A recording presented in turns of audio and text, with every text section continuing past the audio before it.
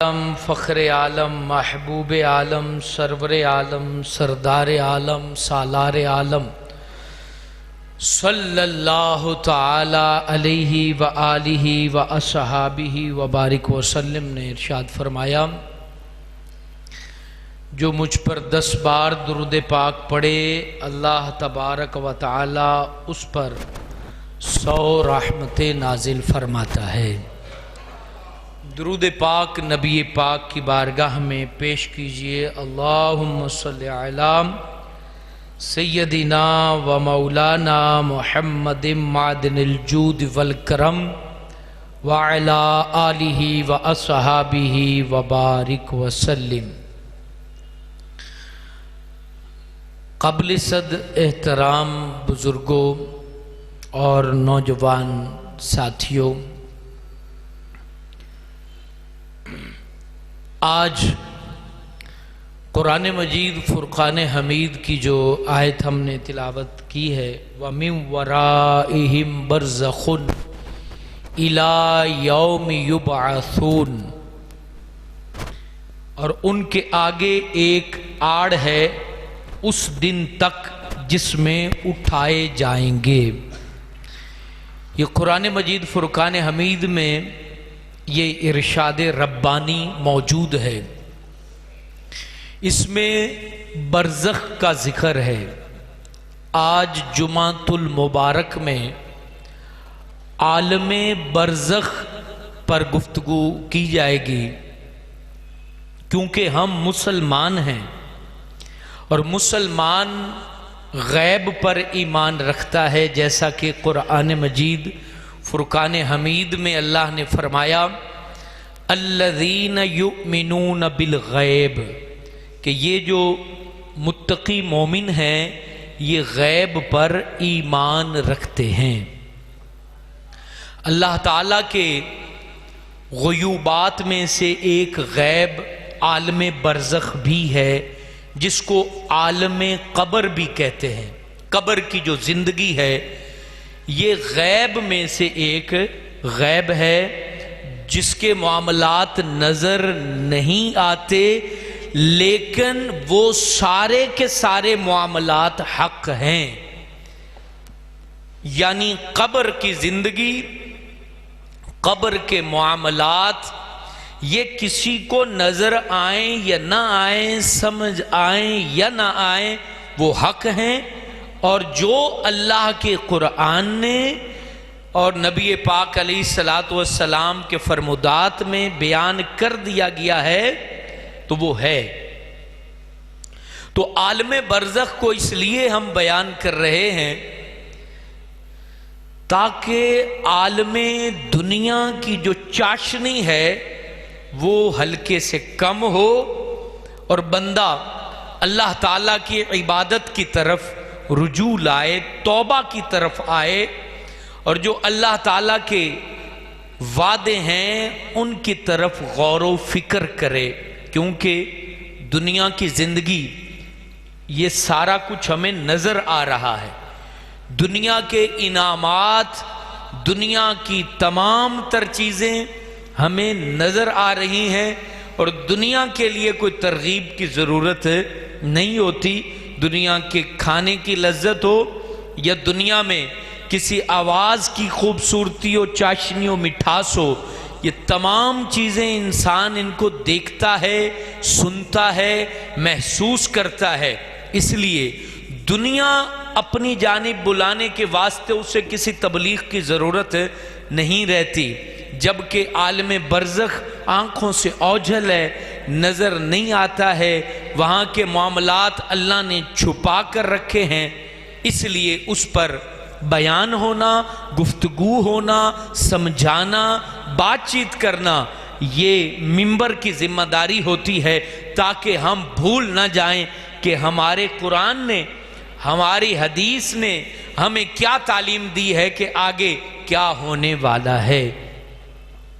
قابل صد احترام بزرگوں اور نوجوان ساتھیوں، ایک بات حقیقت ہے کہ دنیا ایک میٹھا زہر ہے، اور اس کو وہی پیتے ہیں جنہوں نے اس کے زہر کی معلومات حاصل نہیں کر رکھی، وہ اس کو گھٹ گھٹ پیتے ہیں، دبا کے پیتے ہیں۔ وہ نہیں دیکھتے کہ یہ دنیا حرام طریقے سے ہم تک پہنچی، حلال طریقے سے ہم تک پہنچی، وہ اس کا ادراک اور خیال نہیں رکھتے ہیں، اس لیے بوقت موت نقصان اٹھاتے ہیں، پریشانی اٹھاتے ہیں، غم اٹھاتے ہیں۔ اور جنہوں نے دنیا کا علم حاصل کیا، جن کو پتہ چلا کہ ہمارے قرآن نے کہا ہے یہ دنیا ایک سراب ہے، یعنی ایک دھوکہ ہے جو ریت میں نظر آنے والے اس پانی کی مانند ہے، جس کے جتنا بندہ قریب جاتا ہے اسے پتہ چل جاتا ہے کہ یہ پانی نہیں ہے، یہ تو میرا وہم تھا، یہ ایک دھوکہ تھا۔ تو اسی طرح میرے دوستو، جس کو خبر چل گئی کہ یہ دنیا ان قریب دھوکہ دینے والی ہے، تو پھر دنیا سے وہ کنی کتراتا ہے، دامن چھڑاتا ہے، اور حلال کی طرف، یعنی حلال جتنی اللہ نے دنیا رکھی ہے اتنا دنیا کو استعمال کرتا ہے، حرام کی طرف ہاتھ نہیں بڑھاتا۔ وہ بندہ کامیاب ہے، وہ بندہ اپنی قبر اور عالم برزخ کو آباد کر کے جاتا ہے۔ عالم برزخ کا بیان، یعنی عالم قبر کا بیان، اس کو آپ اس مثال سے بھی سمجھ لیں۔ مطلب آپ نے کسی ملک جانا ہو، دوسرے ملک جانا ہو، تو وہاں کے بارے میں آپ کو کوئی بتائے، یا آپ کے بیٹے، آپ کے بھائی کو کوئی بتائے میں یا فلانے علاقے چ جاندہ پی ہیں، کوشش کریں کہ فلاں کالونی یا ٹاؤن میں رہائش رکھنا، دوسری جگہ نقصان ہو جاتا ہے۔ تو وہ دھیان کرے گا، کوشش کرے گا کہ وہ وہاں جا کے اس علاقے میں رہے کہ جس علاقے میں اس کو رہنمائی ملی ہے کہ وہاں نقصان نہیں ہوتا۔ عالم برزخ اور عالم قیامت کا بتایا جاتا ہے کہ اے سفر اختیار کرنے والے، ان قریب تیرا بیگ بند جائے گا، ان قریب تیری پنڈ ان بن دے دیتا جائے گا، تیرے سر تے تیری پنڈ رکھ دیتی جائے گی، نہ تیرے ساتھ تیرا بھائی، نہ تیرا یار، نہ تیرا دوست، نہ تیرا بیلی، تو اپنے اس سفر پر اکیلے جائے گا، اکیلا سفر ہوگا تیرا، تنہا سفر ہوگا تیرا، کوئی تیرے ساتھ سفر میں نہیں ہوگا کہ جس سے تو بات کر سکے، دل ہلکا کر سکے، غم سنا سکے۔ تو یہاں قرآن حدیث ہمیں پھر وہ تعلیم دیتا ہے، اے عالم برزخ کا سفر کرنے والے، اے قبر کی طرف روانہ ہونے والے، تو ذرا سفر کرنا ہے تو صحابہ کرام کے قرب کی جانب جانا، تو نے یہ سفر کرنا ہے تو اولیاء اللہ کے قرب کی طرف جانا، وہ عمل کر لینا کہ عالم برزخ میں تمہیں کام آئے، وہ عمل کر لینا کہ تیرا عالم برزخ نورانی ہو جائے، خوبصورت ہو جائے، پیارا ہو جائے۔ یہ عالم قبر کے لیے اس لیے بیان کیا جاتا ہے۔ پھر عالم قبر اور عالم برزخ یہ سرکش نفس کا علاج ہے، اس کا تذکرہ کرنا، یعنی ساڑھا جیڑا من ہے نا، اس من دا علاج وہ قبر دا بیان ہے۔ یہ من شریر گھوڑا ہے، اس کو لگام کوئی نہیں ڈال سکتا۔ جب اس نفس کو بتایا جاتا ہے کہ یہ ایک قبر کا سفر بھی ہے، خالی تیری 60-70 سال دی زندگی اوقات کیا ہے، اس زندگی کی اوقات کیا ہے، آپ حساب لگائیں۔ کچھ ایسی شعائیں ہیں کہ جو 1,86,000 میل فی سیکنڈ کی رفتار سے وہ چلی ہیں اور آج تک زمین پر نہیں پہنچی۔ دوبارہ سنو، 1,86,000 میل فی سیکنڈ کی رفتار سے شعائیں چلی ہیں، کروڑوں سال بیت گئے، اے زمین تے نہیں پہنچی۔ تے تیرا 60-70 سال کنی کی عمر ہے؟ یہ دنیا اتنا وقت گزار چکی ہے، کروڑوں سال بیت گئے ہیں، تیری میری زندگی 60-70 سال، اس میں ایک نقطہ بھی نہیں ہے۔ تو اپنا نقطہ تلاش کر کے تو دنیا کی زندگی میں کہاں نظر آتا ہے کہ جہاں بڑے بڑے باروب چلے گئے، بڑے بڑے دولت مند چلے گئے، بڑی بڑی کوٹھیوں بنگلوں والے چلے گئے، اس دنیا میں جو آیا ہے وہ جانے کے لیے آیا ہے۔ جس نے دنیا کا شربت پیا ہے اسے ایک دن موت کا شربت بھی ضرور پینا ہے۔ جو دنیا کے دروازے سے گزرا ہے ایک دن اسے موت کے دروازے سے بھی گزرنا ہے۔ جو دنیا کا لباس پہن چکا ہے یعنی حیات جس کو ملی ہے، ایک دن موت کا لباس بھی وہ ضرور پہنے گا۔ جو زندہ ہوا وہ مرنے کے لیے زندہ ہوا، جو دنیا میں پیدا ہوا وہ قبر میں اترنے کے لیے پیدا ہوا ہے۔ دنیا میں نہ کوئی مستقل آیا ہے نہ مستقل آ سکتا ہے۔ دنیا موت کا پیغام ہے، دنیا قبر کا پیغام ہے، دنیا حشر کی جانب جانے والی ایک سیڑھی ہے۔ دنیا میں جو بھی عالم ہو، مفتی ہو، تاجر ہو، وہ جیسا بندہ بھی ہو، اسے دنیا ہمیشہ کے لیے نہیں ملی ہے، دنیا چھوڑنے کے لیے ملی ہے۔ عارضی گھر ہے، کرائے کا مکان ہے۔ جب چاہے گا مالک مکان آکھے گا کہ میاں نکل جا، تیرا ٹائم پورا ہو گیا ہے۔ دنیا میں تو کرایہ دار کو کہتے ہیں کہ میاں تیری 20 دن یا مہینہ ہی یا 2 مہینے یا اسٹام سال کا ہے، لیکن دنیا کی زندگی وہ کرائے کا مکان ہے جہاں یہ بھی نہیں کہا جاتا کہ تیرے دادے رہ گئے نہیں۔ یہ کہا جاتا ہے، یہ کسی کو بولا جاتا ہے کہ میاں تیرے 20 دن باقی رہ گئے۔ یہ وہ کرائے کا مکان ہے۔ انسان کی زندگی وہ کرائے کا مکان ہے۔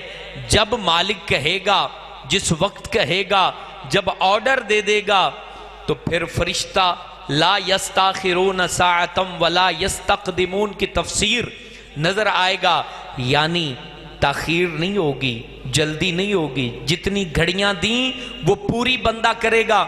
اور اس کے بعد وہ کتنی پیاری بات کسی نے لکھی، ایک بادشاہ سفر میں جا رہا ہے اور ایک فقیر اس کے خدام کو کہتا ہے کہ ذرا اپنے بادشاہ کی سواری کے قریب تو جانے دو، کوئی گل بات کرنی ہے۔ وہ کہتے ہیں تو ملنگ جی اب بندہ ہے تے ساڑھے بادشاہ نال تینوں کی کم، اس کے قریب تو وزیر جاتے ہیں یا دوسرے علاقے کے بادشاہ جاتے ہیں، تو کون ہونا ہے ساڑھے بادشاہ دے نیڑے لگن والا؟ اللہ اکبر۔ اچانک دیکھا تو وہ بادشاہ کے کان میں بات کر رہا ہے، اس کا سر نیچے کر کے بات کر رہا ہے۔ وہ فقیر، وہ ملنگ، وہ حیران رہ گئے۔ وہ کان میں کہتا ہے میں کوئی بھیک مانگنے والا نہیں ہوں، بلکہ میں ملک الموت حضرت اسرائیل علیہ السلام۔ بادشاہ پر کپ کپی طاری ہو گئی، گھبرانے لگا، اس کا رگ رگ کانپ اٹھی، اور وہ سواری جو شاہی سواری تھی اس سے نیچے گرا، قدموں میں گرا، اور ہاتھ باندھ کے عرض کرتا ہے سرے راہ تو روح نہ نکالو، میں نے پہنچنا ہے، اپنی منزل تک تو پہنچنے دو، بچوں سے آخری کلام تو کرنے دو، وزیروں کو وصیت کو تو کرنے دو، بادشاہت کا تاج آگے شفٹ تو کرنے دو، میرے لیے کچھ تو لمحے مجھے مہلت دے دو۔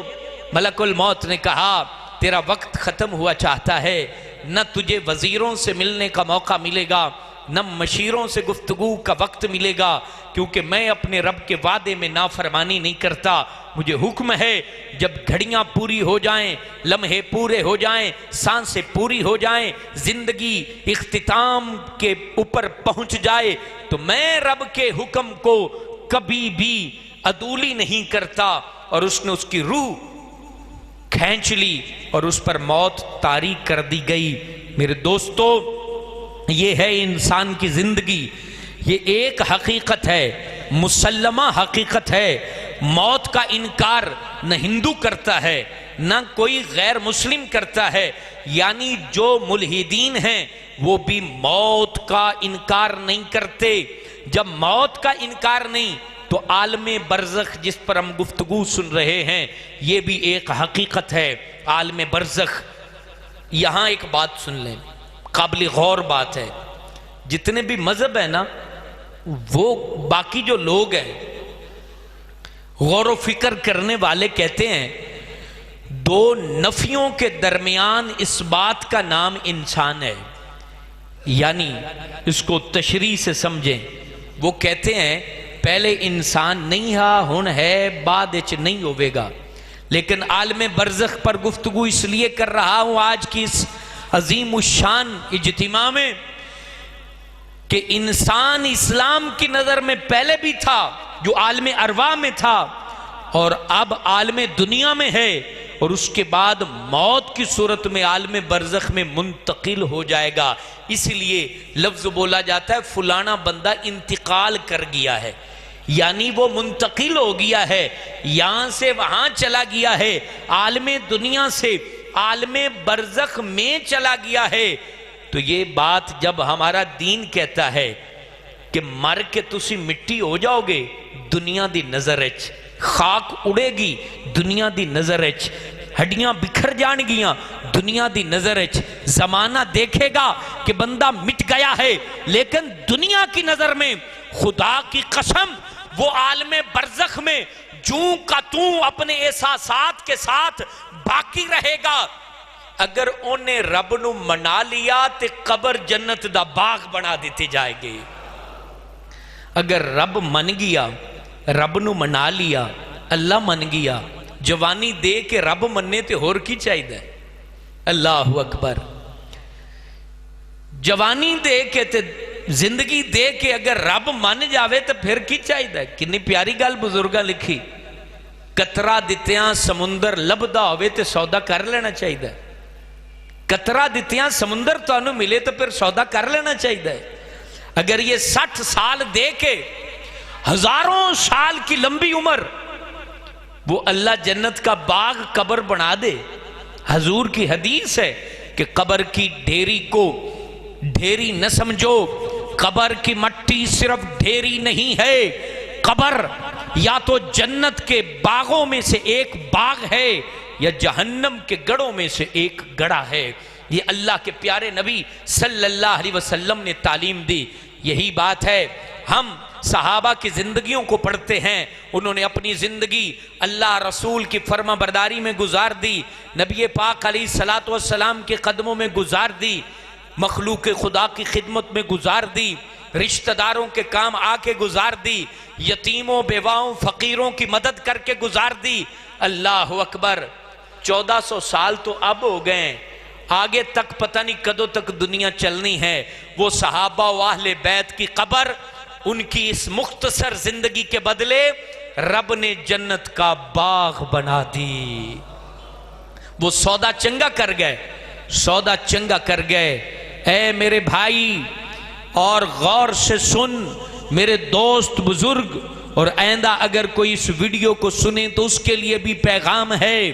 یہ پیغام حق ہے کہ زندگی کو اس کے فریب کے اندر مت آؤ، اپنے عالم برزخ کو مت بھولو، عالم قبر کو مت بھولو، اس عالم کو مت بھولو کہ جس کے لیے سیدنا عثمان غنی رضی اللہ تعالیٰ عنہ اتنا رویا کرتے کہ ان کی داڑھی آنسوؤں سے تر بتر ہو جایا کرتی. کوئی پوچھا کرتا کہ امیر المومنین قبر پر جب بھی آپ آتے ہیں، کسی بھی قبر پر آتے ہیں تو آپ اس قدر روتے ہیں کہ آپ کی آنکھیں تر بتر ہو جاتی ہیں اور آنسوؤں کی لڑیاں آپ کے رخساروں سے گرتی ہوئی آپ کی داڑھی کو جو ہے وہ گیلا کر دیتی ہیں. یہ رونے کی وجہ کیا ہے؟ آپ فرماتے ہیں لوگوں، میں قبر کی تنہائی کو یاد کر کے روتا ہوں کہ قبر وہ تنہا مکان ہے، یہاں پاس کوئی نہیں ہوتا. یہ وہ جہاں ہے جہاں ساتھ کوئی نہیں ہوتا. یہ وہ عالم ہے قریب قریب تک کچھ نظر نہیں آتا. اللہ اکبر. صحابہ جن کی زندگیاں حضور کے قدموں میں گزریں، جنہوں نے مال نبی کے قدموں میں نچھاور کر دیا، جنہوں نے جوانیاں حضور کے لیے لٹا دیں، جنہوں نے مال نبی کے قدموں میں قربان کر دیا. اے جامع مسجد صدیق اکبر